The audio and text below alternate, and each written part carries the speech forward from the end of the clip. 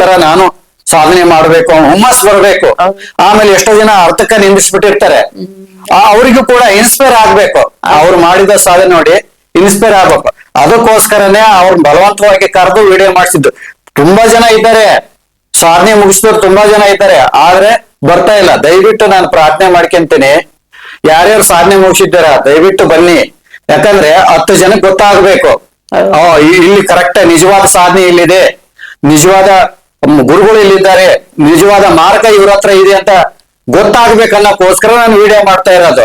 ನಾನೇ ಸಾಧನೆ ಮಾಡಿ ನನ್ನ ಪಾಡಿಗೆ ನಾನು ಆನಂದವಾಗಿ ಆರಾಮಾಗಿ ಇದ್ದು ಬಿಡ್ಬೋದಿತ್ತು. ನನಗೆ ಎದಕ್ ಬೇಕಾಗಿತ್ತು ಇದೆಲ್ಲ? ಸಮಾಜದ ಒಳ್ಳೇದು. ಅಲ್ಲ, ಈಗ ನನಗೆ ಎದಕ್ ಬೇಕು? ಸಮಾಜದ ಕೂಡ ನನಗೆ ಯಾಕೆ ಬೇಕಾಗಿತ್ತು? ಸುಮ್ಮನೆ ನನ್ನ ಪಾಡಿ ನಾನು ಸಾಧನೆ ಮಾಡಿ ಆನಂದವಾಗಿದ್ದು ಶರೀರ ಬಿಟ್ಟು ಹೋಗಿ ಬಿಡ್ಬೋದಿತ್ತು. ಯಾಕೆ ಮಾಡ್ತಾ ಇದ್ದೀನಿ? ಈಗ ನಿಮ್ಮಂತವ್ರು ಸಿಗ್ತಿತ್ತಾ? ಇಲ್ಲ ಇಲ್ಲ. ಈಗ ನಾವು ಯೂಟ್ಯೂಬ್ ಮಾಡಿ ಹೊರಗಡೆ ಹೇಳೋದ್ರಿಂದ ನೀವೆಲ್ಲ ನೋಡಿದ್ರಿ, ಎಲ್ಲ ಗೊತ್ತಾಯ್ತು, ಎಲ್ಲರಿಗೂ ಗೊತ್ತಾಯ್ತು. ಹೌದು, ಇಂಥದ್ದೊಂದು ವಿದ್ಯೆ ಇದೆ ಅಂತ ಗೊತ್ತಾಯ್ತು. ಹೌದಲ್ಲ? ಗೊತ್ತಾಯ್ಕೋಸ್ಕರ ಎಲ್ಲರೂ ಬರ್ತಾ ಇದ್ರೆ, ಸಾಧನೆ ಮಾಡ್ತಾ ಇದ್ರೆ, ನಿಮ್ಮ ಅನುಭವ ಹೇಳ್ತಾ ಇದ್ರೆ, ನೀವು 10 ಜನಕ್ಕೆ ಹೇಳ್ತಾ ಇದ್ರೆ, ನೋಡಿ ಇಂಥ ಸಾಧನೆ ಇದೆ, ಕಲೀರಿ, ನಿಮ್ ಸಮಸ್ಯೆಯಿಂದ ಹೊರಗಡೆ ಬರ್ತೀರಿ. ಎಷ್ಟೋ ಸಾಧಕರು ಹೇಳ್ತಾ ಇದ್ದಾರೆ, ಅವ್ರ ಮೂಲಕ ಎಷ್ಟೋ ಜನ ಬರ್ತಾ ಇದ್ದಾರೆ.